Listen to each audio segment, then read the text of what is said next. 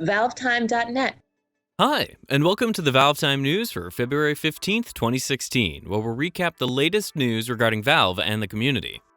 On last week's episode, we briefly spoke about Valve's upcoming appearances at the Unity Focus Vision Summit 2016, which took place earlier this week. While we haven't seen or heard anything from two of Valve's individuals present at the summit, Gabe Newell's very brief minute-long pre-recorded appearance made more or less a bigger impact than the rest of the keynote presentation.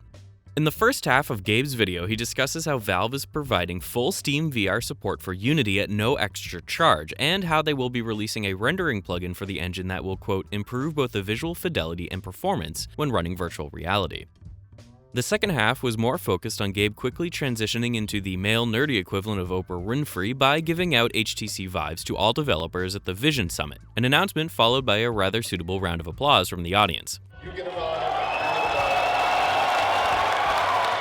This is, of course, both a nice gesture and a business-focused decision, as handing out Vive Pre's to every developer at the summit both keeps Valve in their sights as a good, healthy partner to be associated with, while also promoting them to experiment with the technology and potentially begin creating content which can then be later sold on Steam for their own hardware platform.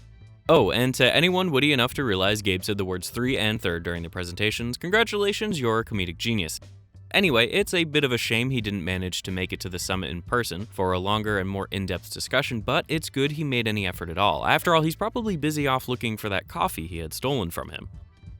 A few days prior to Gabe's now famous appearance at the Vision Summit, Valve's Chet Falazek announced Direct Mode for the HTC Vive Pre, a new mode which allows direct communication with the Vive's displays. This allows the visual output to be sent directly to the headset itself, bypassing default operating system behavior such as adding the Vive as a second or third screen.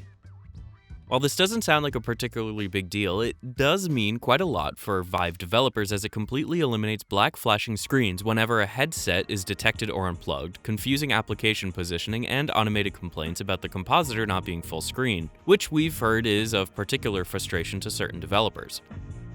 These changes in particular act as somewhat essential improvements that provide extra functionality Oculus Rift headsets have featured for some time. Chet's announcement post also mentions that Vive Pre's running Direct Mode are able to go into standby mode, preserving power and limiting potential screen burn and damage to the headset displays, making it also a good improvement for the headset series ahead of the retail launch this April.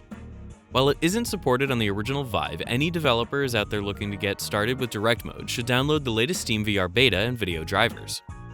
While this relatively quiet past week didn't bring about any interesting updates for any of Valve's three main titles, Dota 2 did receive a minor patch on February 11th, which added the third and penultimate treasure for the Winter Battle Pass. The new treasure includes sets for Lone Druid, Venomancer, Templar Assassin, Sven, Nyx Assassin, Morana, and Death Prophet, with a very rare chance to also receive some helpful battle levels. The treasure is currently available for the same price as the previous released Winter treasures, so head on over to grab some gear if that interests you. It's been a while since we last mentioned content from TF2Maps.net here on the show, but that doesn't mean their community hasn't been working hard churning out new and interesting concepts. The most recent example of some awesome new content arrived in the form of a new 360-degree preview of a custom map known as Sulfur. Using YouTube's 360-degree panning, viewers can freely navigate the map from all angles, getting a better view than ever before. While the transitions between frames could be smoother and less jittery, it's a really interesting format which could definitely make a nice change to the way we all preview custom game maps in the future. Links to the video and the Map Steam Workshop page are available in the video description should you want to check out and support either one. It's also been a long time since we saw any really good Half-Life fan films worth mentioning, which thankfully changed this past week when community director Benjamin Combs contacted us to advertise his latest project. Dubbed Foxtrot Uniform, this seemingly short Half-Life fan film will be focused on HECU soldiers, security guards, and other factions present throughout Black Mesa following Half-Life's infamous incident. There's not really a huge amount of information available other than that, but Ben's description does reveal it will be released during or around March 2016. This isn't Ben's first foray into the realm of Half-Life fan films, as he previously directed Half-Life Chain Reaction, a 3-ish minute short released in 2013 which unfortunately was never quite completed. Regardless, here's hoping his new project gets just as much attention and success as his previous attempts, but with a higher rate of completion. And that happy note brings us to the end of another week of Valve and community news.